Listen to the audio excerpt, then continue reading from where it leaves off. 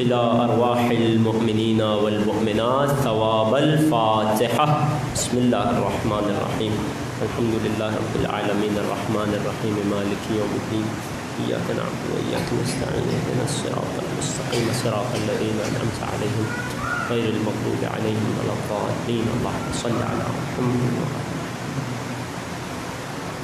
صلى الله عليك يا أبا عبد الله وعلى الأرواح التي حلت بفنائك عليك مني سلام الله أبدا ما بقيت وبقي الليل والنهار ولا جعله الله آخر العهد مني لزيارتكم. سلام پیش کریں گے مولا کی خدمت. السلام على الحسين وعلى علي بن الحسين وعلى أولاد الحسين وعلى أصحاب الحسين. ما شاء الله لا حول ولا قوة إلا بالله العلي العظيم. أعوذ بالله السميع العليم من الشيطان اللعين الرجيم. بسم الله الرحمن الرحيم.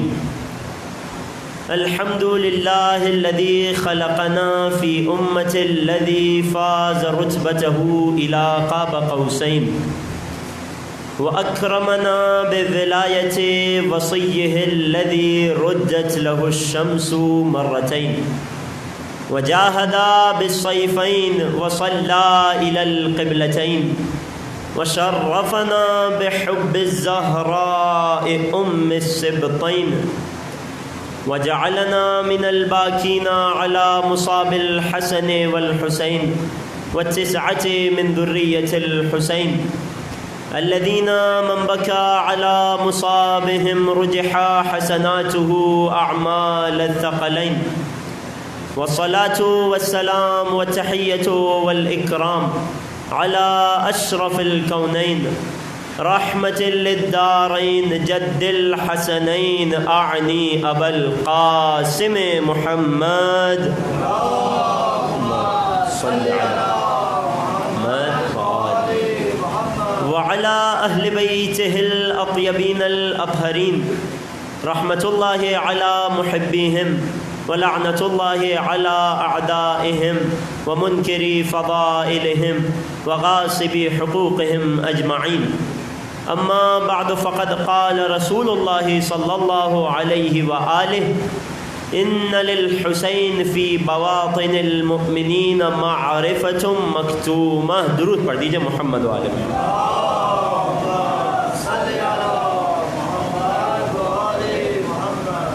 سامعین کرام، عزاداران سید الشہداء، سلام علیکم ورحمۃ اللہ. قبل اس کے کہ اپنی گفتگو کا باقاعدہ آغاز کروں، چونکہ آج شب 6 محرم الحرام ہے اور آج سے بعد از مجلس تبرکات کے سلسلے کا آغاز ہو جائے گا، لہٰذا شاید اختتام پر موقع نہ ملے. ابتدا ہی میں دستے دعا بلند کرتے ہیں. بار الہا تجھے واسطہ محمد و آل محمد کا، تجھے واسطہ ذکر حسین کا، تجھے واسطہ عشق حسین کا، تجھے واسطہ عزائے حسین کا. ہمارے تمام صغیرہ و کبیرہ گناہوں کو معاف فرما. بار الہ ہمارے ذکر کو، اس گریے کو، اس پرسے کو اپنی بارگاہ میں قبول و مقبول فرما. بار الہ ان آنسوؤں کو قلب نازنین سیدہ کونین کے لیے ڈھارس کا باعث قرار دے۔ بار الہ جو بیمار ہیں شفائے کاملہ و عاجلہ عطا فرما، ہمارے مرحومین کی مغفرت فرما، بے روزگار مومنین کو برسر روزگار فرما، جو برسر روزگار ہیں ان کے روزگار میں برکت و وسعت عنایت فرما۔ بار الہ آج ننھے علی اصغر کا ذکر ہے، حسین کے 6 ماہ کے شہید بچے کے صدقے میں، ام رباب کی اجڑی ہوئی گودی کے صدقے میں، جو مومنین بے اولاد ہیں، جو دل میں اولاد کی آرزو رکھتے ہیں، بار الہ اس جلے جھولے کے صدقے میں انہیں اولاد نرینہ و صالحہ عطا فرما۔ جو صاحبان اولاد ہیں انہیں اولاد کی بہترین تربیت کی توفیق عنایت فرما۔ سب سے بڑی دعا منجی بشر منتقم کربلا فرزند زہرا قائم آل محمد کے ظہور میں تعجیل فرما، اور ہمیں مولا کے آوان و انصار میں شمار فرما۔ تمام کی دعاؤں کی قبولیت اور توفیقات میں اضافے کے لیے ایک مرتبہ مل کر درود پڑھ دیں محمد و آل محمد، صلی علی محمد آل۔ عزیزان محترم، معرفت امام حسین عنوان گفتگو۔ سرنامہ کلام میں رسول مقبول کا ایک فرمان مقدس کہ جس میں کائنات کے نبی فرماتے ہیں ان للحسین فی بواطن المؤمنین معرفۃ مکتومہ، بے شک حسین کے لیے مؤمنوں کے قلوب میں چھپی ہوئی معرفت ہے۔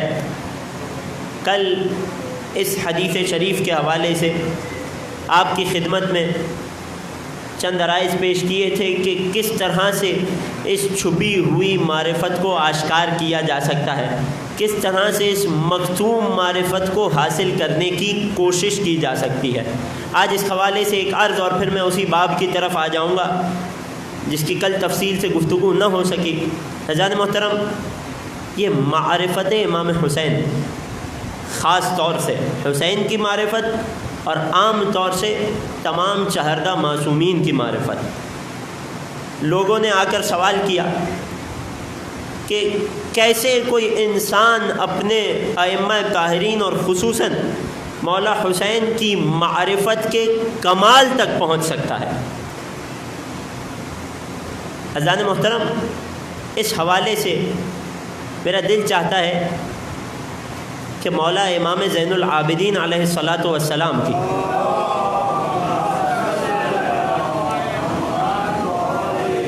مولا کی تعلیم کردہ وہ مناجات 15 کے جنہیں 15 مناجات کہا جاتا ہے، مناجات تائبین، مناجات شاقین، مناجات، مختلف نام ہیں، مختلف عنوانات ہیں۔ اس میں ایک مناجات محبین بھی ہے، اس میں ایک مناجات عارفین بھی ہے۔ شیخ عباس قمی نے مفاتیح الجنان میں ان مناجات کو، ان 15 مناجات کو ذکر کیا ہے، جا کر دیکھیے گا۔ توحید کے عقیدے کے اعتبار سے بڑے لطیف نکات مولا نے ذکر کیے ہیں۔ ان مناجات 15 مناجات میں سے ایک مناجات کے جس کا نام ہے مناجات عارفین، اس مناجات میں مولا نے توحید کے اور خدا کی معرفت کے حوالے سے ایک جملہ ذکر فرمایا ہے، اور میں کہوں چونکہ اہل بیت مظہر صفات خدا ہیں لہٰذا بعین ہی وہی جملہ اہل بیت پر بھی صادق آتا ہے۔ وہ کیا جملہ ہے میں پیش کرنے لگا ہوں، توجہات میرے ساتھ ہیں نا عزیزوں۔ مناجات عارفین میں میرے مولا اپنے رب کو مخاطب کر کے کہتے ہیں، اور ہم اپنے مولا کو مخاطب کر کے کہتے ہیں۔ ایک درود پڑھ دیجئے محمد و آل محمد، محمد و آل محمد وعجل۔ عزیزان محترم، چونکہ جملے روایت کے لہٰذا چاہتا ہوں کہ بعین ہی پیش کیے جائیں۔ میرے مولا چوتھے سرکار نے مناجات عارفین میں خدا کی معرفت کے حوالے سے کیا جملے ارشاد فرمائے، توجہ کیجیے گا۔ ہم سب انسانوں کی کوشش ہوتی ہے نا کہ خدا کی معرفت حاصل ہو جائے۔ وما خلقت الجن والانس الا لیعبدون، جنوں اور انسانوں کو فقط عبادت کے لیے خلق کیا گیا۔ جب مخلوق نے امام سے پوچھا مولا یعبدون سے کیا مراد ہے، فرمایا لیعرفون، تاکہ خدا کو پہچانے، اس کی معرفت حاصل کرے۔ اب ذرا سنیے میرے چوتھے سرکار خدا کی معرفت کے بارے میں کیا جملے فرما رہے ہیں، اور ہمارا اہل بیت اور خاص طور سے امام حسین کی معرفت کے بارے میں کیا عقیدہ ہونا ہونا چاہیے، اور جب یہ عقیدہ ہوگا تو کمال معرفت ہوگی۔ میرے مولا خدا کو مخاطب کر کے فرماتے ہیں وَلَمْ تَجْعَلْ لِلْخَلْقِ طَرِيقًا إِلَى مَعْرِفَتِكَ، اے خدا تو نے اپنی مخلوق کے لیے اپنی معرفت اور اپنی پہچان تک پہنچنے کا کوئی راستہ ہی نہیں رکھا، فقط ایک راستہ رکھا إِلَّا بِالْعَجْزِ عَنْ مَعْرِفَتِكَ، مگر یہ کہ مخلوق اس بات کا اقرار کر لے کہ وہ تیری معرفت حاصل نہیں کر سکتی۔ توجہ ہے عزیزوں، یعنی کیا؟ یعنی جب انسان خدا کو اس طریقے سے پہچان لیتا ہے، جب اسے یہ بات سمجھ آتی ہے کہ میرا خدا وہ لامحدود ہے کہ جو میری اس محدود عقل میں نہیں سما سکتا، جب انسان کو اپنی معرفت سے عاجز ہونے کا یقین ہو جاتا ہے، مولا فرماتے ہیں یہی کمال معرفت ہے۔ بالکل اسی طرح اہل بیت کے بارے میں بھی ہمارا عقیدہ یہ ہے، اور جب کوئی حسین کی معرفت کے کمال تک پہنچنا چاہے تو اسے اس بات کو سمجھنا پڑے گا کہ میں حسین کی معرفت سے عاجز ہوں۔ جب انسان اس درجے تک پہنچ جائے گا تو معصومین نے اسے کمال معرفت کہا ہے۔ توجہات ہیں؟ اور کیسے کوئی حسین کی معرفت کے کمال تک پہنچ سکتا ہے؟ کیسے کوئی حسین کو سمجھ سکتا ہے؟ وہ حسین کہ جس کے نہیں، اس سے ملحق ہو جانے والی چیزیں، اس سے منسوب اشیاء، مثال کے طور پر زائر امام حسین، اس عام زائر کے بارے میں میرے مولا 8ویں سرکار فرماتے ہوئے نظر آتے ہیں کہ من زار جدی الحسین عارفا بحقہ، جو شخص میرے جد حسین کی معرفت کے ساتھ ان کے حق کو پہچانتے ہوئے ان کی زیارت کرے گا، کان من محدث اللہ فوق عرشہ، وہ شخص ایسے ہوگا جیسے عرش خدا پر جا کر خود خدا سے کلام کر رہا ہو۔ توجہ ہے عزیزوں، یہ زائر کا رتبہ ہے۔ میں نے پڑھ لیا، آپ نے سن لیا، مگر اس رتبے کا مطلب کیا ہے ہمیں سمجھ نہیں آ سکتا۔ کیا مراد ہے؟ عرش خدا پر اس خدا سے کلام کرنے والوں میں سے ہوگا کون؟ زائر امام حسین۔ ارے جسے حسین کے زائر کا رتبہ سمجھ نہیں آ سکتا، وہ حسین کو کیسے سمجھ سکتا؟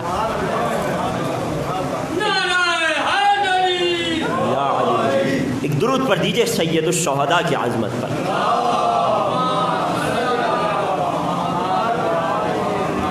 خود اہل بیت علیہم السلام نے زیارت جامع کبیرہ میں، وہ زیارت کے جس کا میں بارہا اس عشرے میں تذکرہ کر چکا ہوں، اور امید ہے کہ میرے نوجوانوں نے شوق ولایت میں، جذبہ مودت میں مفاتیح الجنان کھول کر اس زیارت کے ترجمے کو ضرور دیکھا ہوگا۔ زیارت جامعہ میں ایک موقع ایسا آتا ہے جب معرفت امام کی بات ہوتی ہے، تو کیا فرماتے ہیں مولا نقی نے تعلیم دی ہے، ہم اہل بیت سے مخاطب ہو کر انہیں کہہ رہے ہیں۔ زیارت جامعہ جو تمام ائمہ معصومین کے لیے امام حسین کو بھی شامل کرتی ہے۔ کیا جملے ہیں اہل بیت کے؟ موالیہ لا احصی ثناءکم، اے میرے سرداروں، لا احصی ثناءکم، میں جتنا چاہ لوں، ایک عشرہ نہیں جتنے عشرے پڑھ لوں، جتنے ذکر اہل بیت میں شریک ہو جاؤں، جتنی مجلسیں سن لوں، جتنی کتابیں پڑھ لوں، جتنا کچھ سن کر سمجھ لوں، ہضم کر لوں، لا احصی ثناءکم، میں آپ کے فضائل کے کمال تک پہنچ ہی نہیں سکتا۔ توجہ ہے، ولا ابلغ من المدح کنہکم، مولا میں آپ کی تعریف کی چوٹی تک، آپ کی معرفت کے کمال تک پہنچ ہی نہیں سکتا۔ ومن الوصف قدرکم، مولا میں جتنی توصیف بیان کر لوں، جتنی باتیں کر لوں، آپ اہل بیت کی قدر و منزلت تک پہنچ ہی نہیں سکتا۔ توجہات ہیں؟ تو اہل بیت کی معرفت کا کمال یہ ہے کہ انسان کو یقین ہو جائے کہ میں ان ہستیوں کو نہیں سمجھ سکتا۔ جب اس عقیدے پر انسان آ جاتا ہے تو یہ کمال معرفت کہلاتا ہے۔ پھر خدا اس معرفت مختومہ، اس چھپی ہوئی معرفت کے باب کو وا کرنا، کھولنا شروع کرتا ہے ایک مومن پر۔ یقیناً بات واضح ہوگی، ایک درود پڑھ دیں محمد و آل محمد پر۔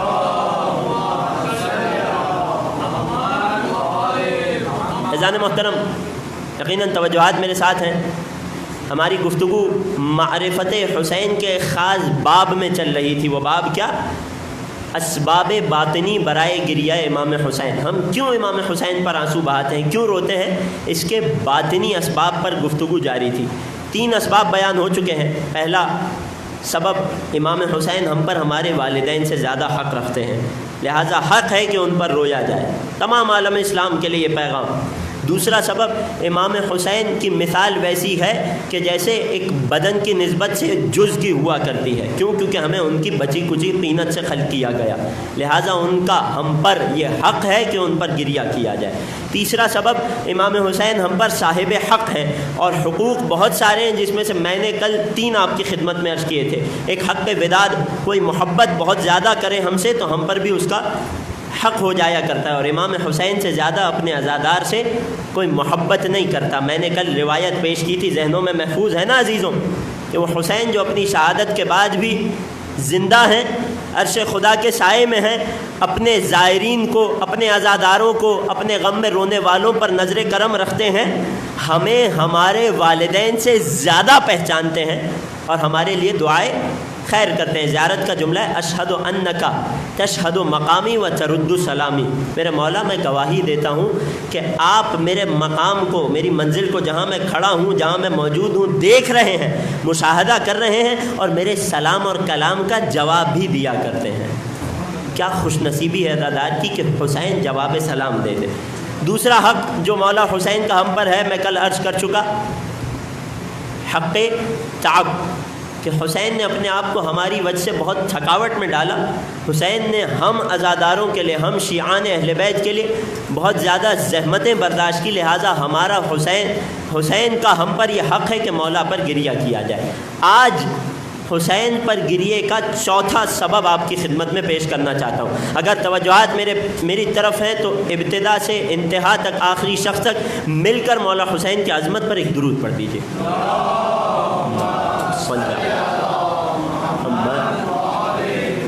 عزیزان محترم، کسی بھی ہستی پر رونے کی، اس ہستی کے لیے احساس غم رکھنے کی ایک وجہ اور ایک سبب یہ بھی ہوتا ہے کہ جب کوئی انسان، کوئی شخصیت بہت زیادہ جلیل القدر ہو، کسی ہستی کا بہت زیادہ مقام و مرتبہ ہو، اور پھر اس ہستی کے ساتھ وہ کام انجام دیے جائیں جو اس کے اس رتبے کے سب سے زیادہ مخالف اور منافی ہیں۔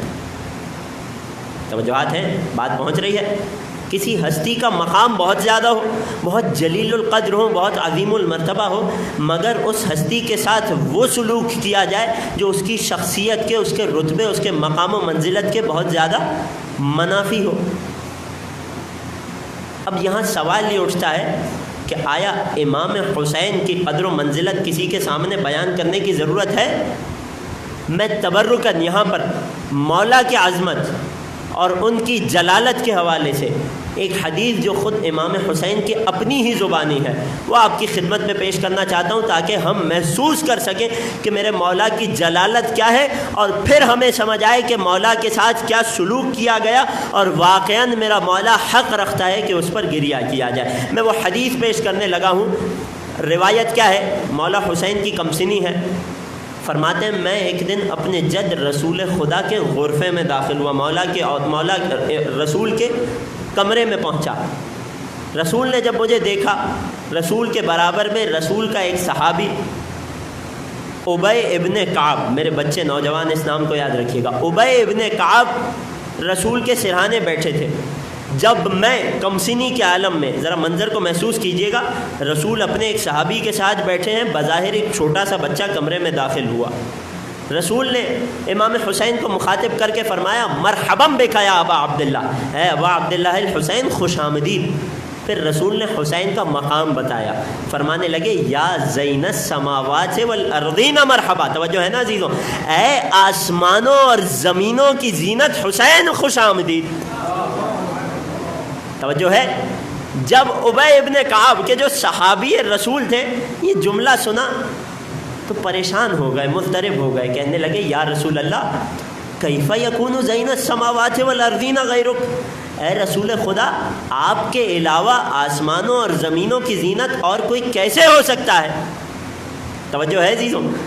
صحابہ بڑے جلیل القدر ہوتے ہیں، لیکن یہ کیسا جلیل القدر صحابی ہے کہ جسے حسین کا جلیل القدر ہونا سمجھ نہیں آ رہا۔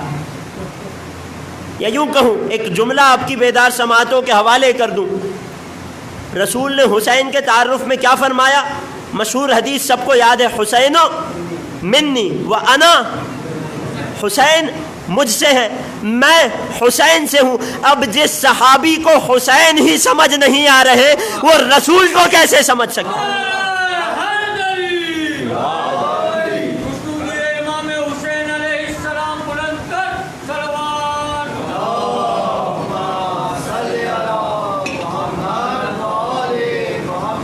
جسے حسین ہی نہ سمجھ آئے اسے رسول کیسے سمجھ میں آ سکتے ہیں؟ بات آگے بڑھتی ہے۔ بہرحال صحابی نے اپنی معرفت کے مطابق سوال کیا اور رسول نے اسے جواب دیا، بڑا ہی عجیب جواب ہے۔ سوال کیا تھا؟ کیف یکون زین السماوات والارضین غیرک، یا رسول اللہ آپ کے علاوہ کوئی اور اس دنیا میں، اس عالم میں آسمانوں اور زمینوں کی زینت کیسے ہو سکتا ہے؟ فرمانے لگے ان الحسین فی السماء اکبر منہ فی الارض، ارے حسین کا جتنا مقام و مرتبہ یہ زمین والے جانتے ہیں نا، حسین کی جو شان اس زمین پر ہے نا، اس سے کئی زیادہ مرتبہ حسین کا آسمان والوں کے نزدیک ہے۔ توجہ ہے عزیزوں، والذی بعثنی بالحق نبیا، میرا سچا رسول قسم کھا کے کہتا ہے، اس خدا کی قسم کہ جس نے مجھے نبی برحق بنا کر مبعوث کیا، فإنہ مکتوب عن یمین عرش اللہ، ارے اگر کوئی اور عرش خدا تک گیا ہوتا جیسے میں محمد مصطفیٰ معراج پر گیا تھا تو میری طرح وہ بھی دیکھتا۔ عرش خدا کے دائیں جانب کیا عبارت لکھی ہے؟ ان الحسین مصباح الہدی والسفینۃ النجات، حسین ہدایت کا چراغ اور نجات کی کشتی ہے۔ یا علی اللہم صل علی ان الحسین فی السماء اکبر منہ فی الارض، ارے ہم زمین والوں کی اوقات ہی کیا ہے کہ حسین کو پہچانے؟ وہ جگہ کے جہاں حسین کا نور ساکن تھا، ان ہستیوں نے، ان جگہوں نے حسین کو زیادہ پہچان رکھا ہے۔ حسین کا مقام آسمان والوں کے نزدیک زمین والوں سے بہت زیادہ ہے۔ توجہ ہے عزیزوں، ایک جملہ آپ کی شاداب سماعتوں کو ہدیہ کر دوں۔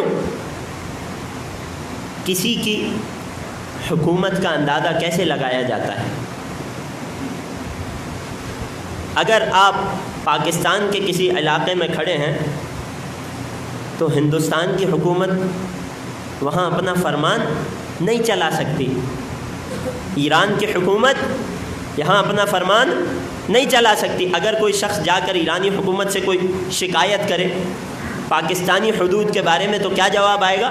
جناب وہاں ہماری حکومت نہیں ہے۔ توجہ رکھیے گا، وہاں ہماری حکومت نہیں ہے، لہٰذا وہاں ہمارا فرمان نہیں چلتا۔ سولجر بازار کے تھانے تشریف لے جائیے اور پی سی ایچ ایس کے بارے میں کچھ شکایت درج کرائیے، تھانے دار کیا جواب دے گا؟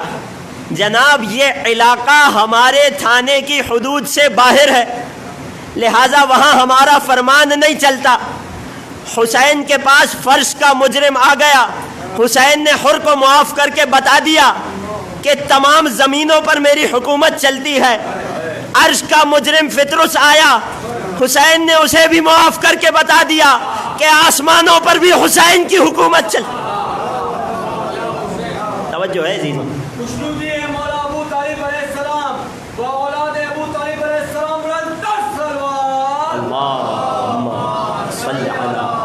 محمد یہاں آپ کی بیدار سماعتوں کو دیکھتے ہوئے اور آپ کے اس حسن توجہ سے سننے پر مجھے مرزا دبیر رحمۃ اللہ علیہ کا ایک شعر یاد آیا۔ ایک مسدس ہے، اس کا ایک بند ہے۔ میرا مجمع شعری ذوق رکھتا ہے نا، بھاری تو نہیں گزرے گا، گراں تو نہیں گزرے گا۔ مرزا دبیر نے رحمۃ اللہ علیہ، انہوں نے مولا حسین کی حکومت کو ایک بند میں لکھا ہے۔ اس بند کی خاصیت کیا ہے کہ شعر میں ایک صنعت ہوتی ہے، کیفیت ہوتی ہے صنعت تضاد۔ تضاد یعنی اپوزٹس، بچوں کے لیے عرض کر دوں، صنعت تضاد کیا ہوتا ہے کہ ایک مصرے میں دو ایسی چیزوں کو جمع کیا جائے جو ایک دوسرے کی ضد ہیں، ایک دوسرے کی اپوزٹ ہیں، جیسے زمین اور آسمان، جیسے دن اور رات، جیسے سورج اور چاند۔ مرزا دبیر نے اس شعر میں صنعت تضاد کو استعمال کیا، اور صنعت تضاد کو استعمال کرنے کے بعد آخری 2 مصروں میں میرے مولا حسین کی حکومت کو بتایا ہے۔ میں پیش کر دیتا ہوں آپ لوگوں کی شاداب سماعتوں کے حوالے۔ کیا فرماتے ہیں مرزا؟ فرمانے لگے نقاش و نقش، کاتب و خط، بانی و بنا۔ توجہ ہے، نقاش و نقش، کاتب و خط، بانی و بنا، بود و نبود، ذات و صفت، ہستی و فنا، آدم ملک، زمین فلک، گرد و کیمیا، دنیا و دین، حدوث و قدم۔ توجہ رکھیے گا، دنیا و دین، حدوث و قدم، بندہ و خدا، سب دنیا و دین، حدوث و قدم، بندہ و خدا، توجہ، سب شاہد کمال شہ مشرقین ہے، جب تک خدا کا ملک ہے مالک حسین ہے۔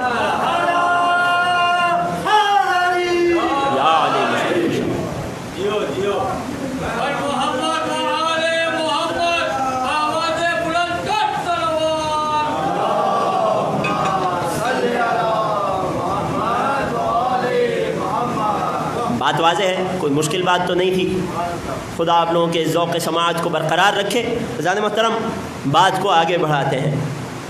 چوتھے سبب میں ہماری گفتگو چل رہی ہے، کیوں حسین پر گریہ کیا جائے؟ کیونکہ اگر کسی عظیم الشان ہستی کے ساتھ ایسا سلوک ہو جائے جو اس کے منزلت کے منافی ہو، اس کے اس رتبے کے خلاف ہو، اسلام نے ہم سے یہ تقاضا کیا ہے، عقل و فطرت ہم سے یہ تقاضا کرتی ہے کہ ہم اس پر روئیں، ہم اس کی مصیبت کو منائیں۔ اور یہ جو رویہ ہے نا، یہ جو بات ہے، شریعت مقدسہ نے بھی اس بات کی لاج رکھی۔ وہ کیسے؟ کہ جب بھی مسلمان غزوات میں گئے، مختلف مقامات، مختلف زمینوں کو فتح کیا، تو اس زمینوں کے جو بادشاہ ہوا کرتے تھے، ان علاقوں کے جو سردار ہوا کرتے تھے، اگرچہ وہ کافر ہوتے تھے مگر اسلام نے پھر بھی ان کے احترام کا حکم دیا۔ کیوں؟ کیونکہ یہ اپنی قوم کا سردار ہے، کیونکہ اس کا ایک خاص رتبہ ہے، لہٰذا اس کے ساتھ ایسا سلوک نہ کیا جائے جو اس کی شان اور اس کے رتبے کے خلاف ہو۔ میں مثال پیش کر دوں عزیزوں، توجہات ہیں۔ عدی بن حاتم، نام سن رکھا ہے نا اس ہستی کا۔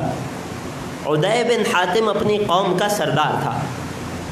یہ کون تھا؟ اس کا باقاعدہ تعارف کراتا ہوں میں۔ عدی بن حاتم تھا حاتم طائی کا بیٹا۔ حاتم طائی کون؟ وہ کہ جس کی سخاوت آج بھی تمام عالم میں مشہور ہے۔ یا یوں کہوں کہ اہل بیت کی سخاوت دیکھنے سے پہلے دنیا عرب حاتم طائی کی سخاوت کی مثال دیا کرتی تھی۔ توجہ ہے عزیزوں، حاتم طائی کتنا سخی آدمی تھا، اگرچہ کافر تھا۔ وہ گھوڑے کے کباب والا قصہ تو سب نے اپنی اسکولوں میں پڑھا ہے نا۔ میں ایک اور قصہ بتا رہا ہوں۔ ہمارے مولا و آقا امام حسن مجتبی علیہ الصلاۃ والسلام، میرے مولا کی خدمت میں ایک شخص آیا اور مولا حسن کے سامنے حاتم طائی کی سخاوت کا قصیدہ پڑھنے لگا۔ کہنے لگا، مولا حاتم طائی اس قدر سخی تھا، توجہ رکھیے گا، حاتم طائی اس قدر سخی تھا کہ اگر کوئی ایک مانگنے والا اس کے بڑے محل کے 40 دروازوں میں سے ہر ایک دروازے پر جا کر مانگا کرتا تھا، حاتم طائی اسے ہر ایک دروازے سے عطا کیا کرتا تھا۔ حاتم طائی کی سخاوت کوئی معمولی سخاوت نہیں تھی۔ اسخل عرب مشہور تھا اہل بیت سے پہلے، عرب میں سخت سے زیادہ سخی شخص۔ سخاوت کا عالم کیا ہے پھر سنیے گا۔ کیا کہنے لگا میرے مولا حسن سے؟ حاتم طائی اتنا سخی تھا کہ اگر ایک مانگنے والا اس کے محل کے 40 دروازوں میں سے ہر ایک دروازے پر آ کر مانگا کرتا تھا، حاتم طائی سے منع نہیں کرتا تھا، ہر ایک دروازے سے ایسے عطا کیا کرتا تھا۔ جانتے ہیں جب میرے مولا حسن مجتبی نے یہ جملہ سنا تو مسکرائے اور مسکرا کر کہنے لگے، توجہ رکھیے گا، کیا فرمانے لگے؟ ارے وہ حاتم طائی تھا کہ جس کی سخاوت کا یہ عالم تھا کہ فقیر 40 دروازوں پر جاتا تھا، حاتم طائی ہر دروازے سے اسے دیتا تھا۔ ہم اہل بیت وہ ہیں جو مانگنے والے کو ایک دروازے سے اتنا دے دیا کرتے ہیں کہ پھر اسے دوسرے دروازے پہ نہیں آنا.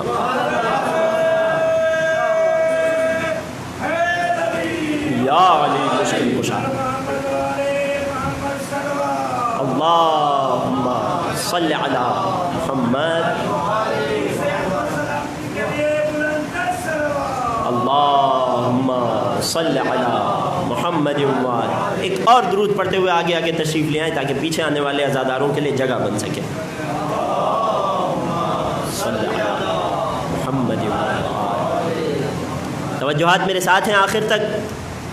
تو حاتم طائی اتنا سخی آدمی, اپنی قوم کا سردار, اس کے مرنے کے بعد اس کا بیٹا کہ جس کا نام تھا عدی بن حاتم, یہ بھی اپنی قوم کا سردار. جب ایک غزوے کے بعد انہیں قید کر کے لایا گیا, اس کی قوم کے مردوں کو, اسے بھی لایا گیا, رسول کے سامنے پیش کیا گیا. کائنات کے رسول نے اپنی کالی کملی کو اتارا اور اس کے احترام میں زمین پر بچھا دیا اور کہا کہ یہ قوم کا سردار ہے, اسے یہاں لا کر بٹھا دیا جائے. کیوں احترام کیا رسول نے؟ اپنی قوم کا سردار ہے, صاحب عزت شخص ہے, صاحب وقار شخص ہے. کائنات کے رسول کے جو رحمت للعالمین تھے, کہ جو خلق عظیم پر فائز تھے, اپنی کملی کو اتار کر, اپنی چادر کو اتار کر اس کے لیے بچھا دیا جو کافر ہے مگر قوم کا سردار ہے. جانتے ہیں کہ رسول کے اس حسن سلوک کا اس عدی بن حاتم پر, حاتم طائی کے بیٹے پر کیا اثر ہوا؟ مسلمان ہو گیا.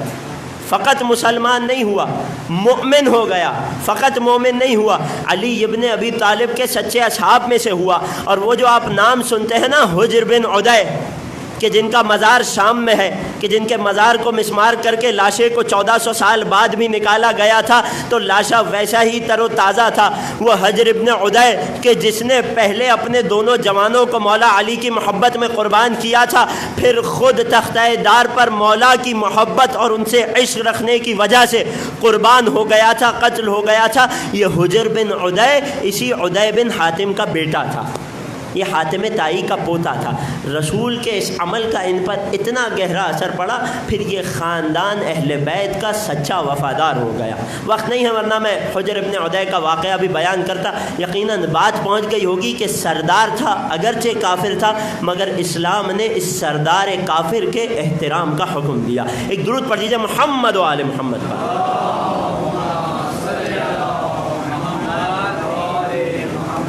دوسرا موقع, اسلام نے ہمیں حکم دیا کہ جب مسلمان غزوات کو فتح کرتے تھے تو جہاں عام خواتین کو کنیز بنا کر لایا جاتا تھا اور انہیں بازار میں پیش کیا جاتا تھا, لوگ بولی لگا کر خریدا کرتے تھے, کنیزی میں لیا کرتے تھے. وہیں اگر بادشاہ کی زوجہ یا بادشاہ کی بیٹیاں, انہیں اگر جنگ کے بعد حاصل کیا جائے تو انہیں اس طرح سے بازار میں پیش نہیں کیا جا سکتا, یہ اسلام کا حکم ہے. لہٰذا کیا کیا جاتا تھا؟ انہیں خلیفہ کے دربار میں لایا جاتا تھا, رسول کی خدمت میں پیش کیا جاتا تھا اور انہیں اختیار دیا جاتا تھا کہ مسلمانوں کے سرداروں میں سے کسی ایک کو بھی اپنے شوہر کے طور پر چن لیں. یہی وجہ ہے کہ جب ایران کی زمینیں فتح کی گئیں خلیفہ دوم کے دور میں, تو جہاں دیگر عورتوں کو لایا گیا کنیزی میں, وہیں بادشاہ کی بیٹیوں کو بھی لایا گیا.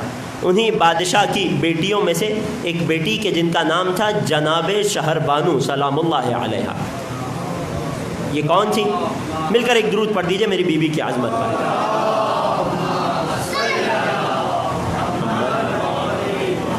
یہ کون ہستی تھی؟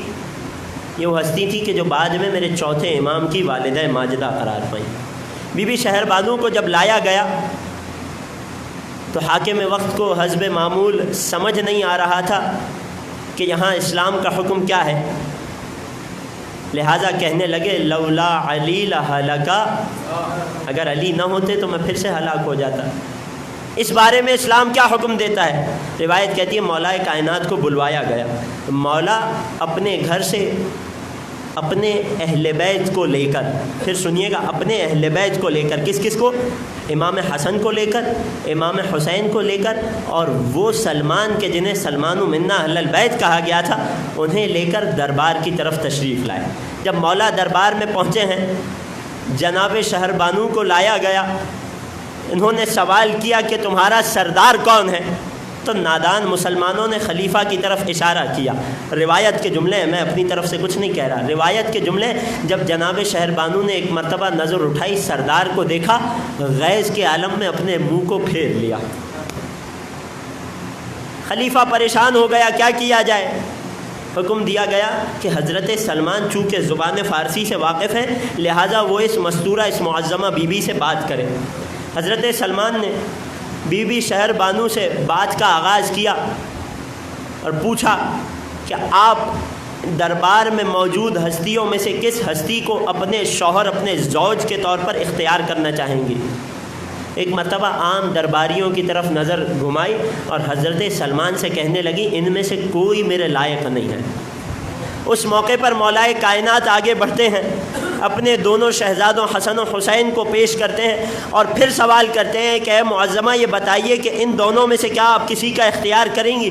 کچھ دیر تک شہزادے امام حسن کو دیکھتی رہیں، پھر کچھ دیر امام حسین کو دیکھا اور پھر فرمایا، یہ وہی چہرہ ہے جو خواب میں مجھے بشارت دینے کے لیے آیا تھا، میں اپنے آپ کو ان کے نکاح میں دیتی ہوں۔ یہ وہ موقع تھا کہ جب جناب شہر بانو کا امام حسین علیہ السلام سے عقد طاہر ہوا، نتیجے میں خدا نے ایک سردار عرب و عجم اور ایک سردار عجم، ان دونوں کی نسل طاہر سے ہمارے مولا و آقا سید الساجدین حضرت امام زین العابدین علیہ السلام کی ولادت۔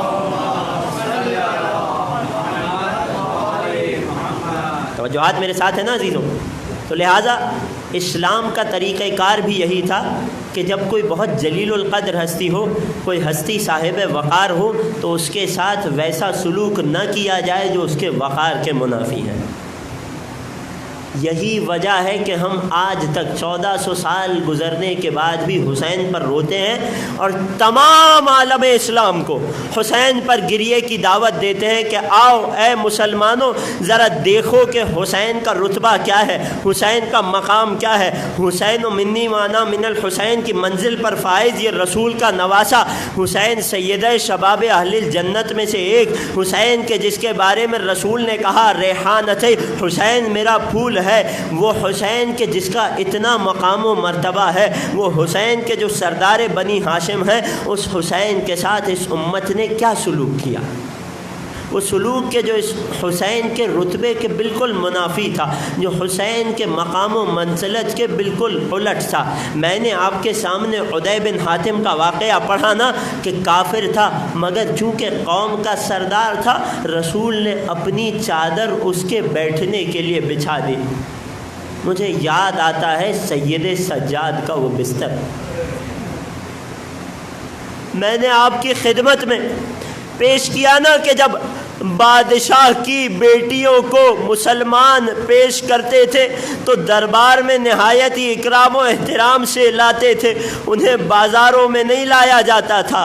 ہاں عزیزوں، رسول کی نواسیاں بازاروں اور درباروں میں پھرائی جا رہی، یہاں تک کہ ایک موقع تو ایسا آیا کہ دربار یزید میں سفیر روم اٹھتا ہے اور حسین کی 4 سالہ بیٹی کی طرف نظر کر کے کہتا ہے، حبلی ہادہ الجاریہ یا امیر، اے امیر اس بیٹی کو میری کنیزی میں اجرکم علی اللہ۔ خدا کی قسم جگر کانپتا ہے، وہ کیا مرتبہ جو خدا نے حسین کو دیا، اور اس امت نے حسین کے ساتھ کیا سلوک کیا۔ مولا کائنات جب جنگ خندق میں عمرو ابن عبد ود کو قتل کرتے ہیں تو عرب کا ایک دستور تھا، جب جنگ میں کسی پر حاوی آ جاتے تھے، کسی پر غالب آ جاتے تھے، تو فتح کی علامت کے طور پر اس کے مر جانے کے بعد اس کی زرہ کو اس کے بدن سے اتار لیا کرتے تھے۔ لیکن جب مولا کائنات نے عمرو ابن عبد ود کو قتل کیا، اس کی زرہ کے بارے میں کہا جاتا ہے عرب کی مہنگی ترین زرہ. اس زرہ کا عرب میں کوئی ثانی نہیں تھا, لیکن مولا کائنات نے اس کے بدن سے اس کی زرہ لباس کو نہ اتارا. جب لوگوں نے بعد میں سوال کیا کہ مولا اتنی قیمتی زرہ کو کیوں اس کے بدن پر چھوڑ دیا, کہنے لگے اگرچہ کافر تھا مگر اپنی قوم کا سردار تھا. علی کی غیرت کو گوارا نہ ہوا کہ سردار قوم کے بدن سے لباس کو چھین لیا جائے. میرے مولا امام زمان اپنے جد حسین کا مرثیہ پڑھتے ہوئے زیارت ناہیہ میں کیا کہتے ہیں؟ السلام علی الاجساد العاریات, میرا سلام ہو اس بدن پر کہ جس سے کفن تک کو چھین لیا. اجرکم علی اللہ, اجرکم علی الزہرا. گریے کی صدائیں بلند ہو گئیں. عزیزان محترم, گریے کی راتیں آ گئیں. عاشور کا دن قریب ہوتا جا رہا ہے. آج ہمیں ایک ماں کو پرسا دینا ہے. 6 محرم کی رات ہے نا, آج ہمیں ایک ایسی ماں کو پرسا دینا ہے کہ جب مدینے سے چلی تھی تو گودی بھری ہوئی تھی. اجرکم علی اللہ. آج ایک ایسی ماں کو پرسا دینا ہے کہ جو مدینے میں اپنی سواری پر سوار ہوئی تو ایک ارمان دل میں لے کر چلی تھی. وہ ارمان کیا تھا؟ کہ مجھے خدا نے کوئی جوان نہیں دیا کہ جسے اپنے مولا پر قربان کر سکوں. ارے ایک 4 سال کی بیٹی ہے, بیٹیوں پر سے تو جنگ ساقط ہوتی ہے. ایک بیٹا ہے مگر 6 مہینے کا ہے. ارے یہ کیا اپنے آقا و مولا کا دفاع کرے گا؟ ارمان دل میں لے کر چلی تھی. میں کہوں گا اے ام رباب, کربلا میں سب سے بڑی قربانی تیرے ششماہے کی ہے. اگر تیرا ششماہا قربان نہ ہوتا تو کربلا کی جنگ مکمل نہ ہو پاتی. ایک ایسی بی بی کو پرسا دینا ہے کہ جو واقعہ کربلا کے بعد 1 سال زندہ رہی, مگر جب تک زندہ رہی کبھی سائے میں نہ بیٹھی. کیوں نہ بیٹھی؟ کیونکہ جب 11ویں محرم کو اپنے مولا و آقا اپنے والی کے لاشے کے قریب سے گزاری گئی تو ایک وعدہ کیا تھا کہ اے والی آپ کا لاشا تپتی دھوپ میں ہے, میں جب تک زندہ رہوں گی اپنے آپ کو تپتی دھوپ میں رکھوں گی. جب کربلا کو 1 سال گزر گیا, سید الساجدین نے فرمایا اے مادر گرامی سائے میں آ جائیے. کہنے لگی کیا بیٹا یہ حکم امامت ہے؟ فرمایا ہاں ماں یہ حکم امامت ہے. حکم امام کا تقاضا تھا. دھوپ میں سے کھڑی ہو گئی مگر اپنے والی سے کیا ہوا وعدہ بھی یاد آ رہا تھا. ایک مرتبہ کچھ قدم آگے بڑھائے تھے, ابھی سائے میں نہ پہنچی تھی, روح قفس عنصری سے پرواز.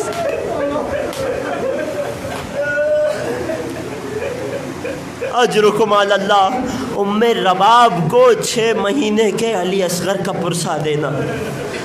آج ہمیں اس شہید کا پرسا دینا ہے. ام رباب کو سننا اور سن کر رونا. وہ شہید کے جو اپنے پیر ابھی زمین پر نہ ٹکا پایا تھا, آج اس شہید علی اصغر کو پرسا دینا ہے. ایک جملہ آپ کی سماعتوں کے حوالے کر رہا ہوں, جسے جتنا گریہ نصیب ہو جائے. عزیزان محترم, کربلا میں چلائے گئے اس تیر سہ شعبہ کا وزن زیادہ تھا, 6 مہینے کے علی اصغر کا وزن کم تھا. نہ جانے کیسے میں نے پڑھ دیا, کیسے آپ نے سن لیا. یہ 6 ماہ کا سپاہی, کربلا کا سب سے آخری شہید میرا مولا, کہ جب عشر عاشور قریب آیا حسین تن و تنہا رہ گئے, کوئی حامی و مددگار نہ رہا. ایک مرتبہ میرے مولا نے صدائے استغاثہ کو بلند کیا, حل من ناصر ینصرنا, حل من مغیث یغیثنا, حل من ذاب یذب عن حرم رسول اللہ. روایت جب یہ جملے مولا نے بلند کیے, خیمے میں کوہرام وبا ہو گیا. حسین خیموں میں پلٹتے ہیں, اے بیویوں بھی حسین زندہ ہے. ارے مولا کوہرام آپ کی زندگی پر نہیں کپا ہوا. جب آپ نے سرائے استغاثہ بلند کی تو 6 مہینے کے بچے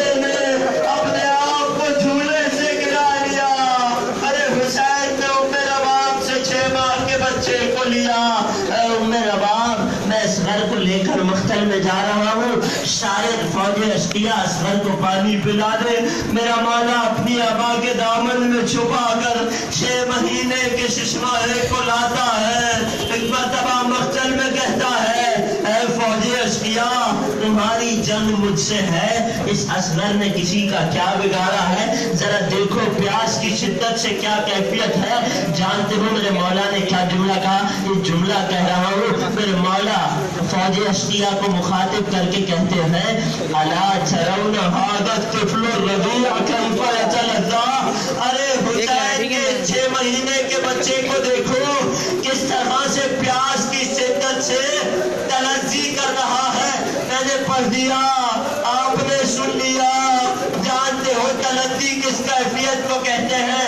عرب میں تلذی اس کیفیت کو کہتے ہیں کہ جب مچھلی کو پانی سے باہر نکال دیا جائے، سننا سر کو پیٹ کر ماتم کرنا، جب مچھلی کو پانی سے باہر نکالا جائے تو ابتدا میں مچھلی میں کچھ قوت ہوتی ہے، پیاس کی شدت سے مچھلی اپنے بدن کو ایک مرتبہ دائیں تڑپاتی ہے، ایک مرتبہ بائیں تڑپاتی ہے، لیکن جب مچھلی میں اتنی طاقت نہیں رہتی تو ایک مرتبہ اپنے منہ کو دائیں طرف گھماتی ہے اور بائیں طرف گھماتی ہے، لیکن جب ایک مرتبہ مچھلی کی موت کا وقت قریب آتا ہے، اتنی طاقت بھی نہیں رہتی، تو عرب کہتے ہیں کہ مچھلی پیاس کی شدت سے فقط اپنے منہ کو کھولتی ہے، بند کر لیتی ہے، کھولتی ہے، بند کر لیتی ہے۔ عرب میں اس کیفیت کو تلذی کہتے ہیں۔ میرا مولا کہہ رہا ہے ارے ننھا علی اصغر پیاس کی شدت سے تلذی کرنا۔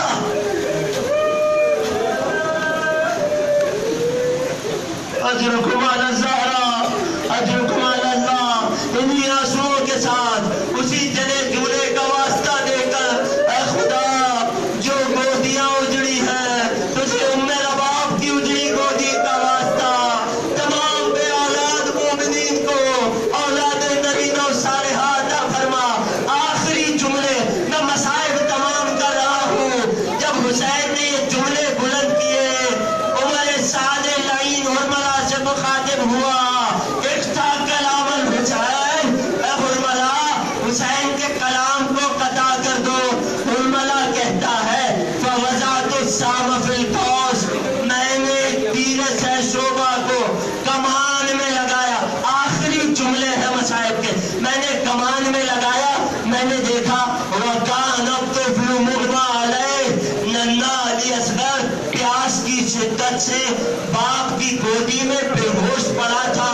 فَلَمَّا رَوَيْتُ السَّهْمَ، یہاں تیر کمان سے نکلا ہے، وَأَحَسَّ الطِّفْلُ، سننا سر کو پیٹ کر رونا، وَأَحَسَّ الطِّفْلُ حَرَارَةَ السَّهْمِ، علی اصغر کے ننھے بدن نے تیر کی جلن کو محسوس کیا۔ یہ ننھا بچہ اپنے ہاتھوں کو بلند کرتا ہے، اپنے بابا کی ابا کو تھامتا ہے، فَرَفْرَفَ كَمَا يُرَفْرِفُ الطَّيْرُ بَعْدَ الذِّبْحِ، اصغر اپنے بابا کی گود میں اس طرح سے تڑپا جس طرح سے ذبح کرنے کے بعد کوئی پرندہ تڑپا کر۔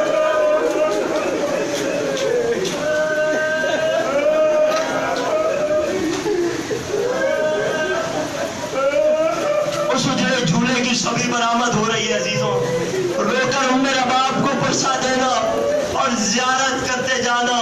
حسین نے اس موقع پر اپنے چاہنے والے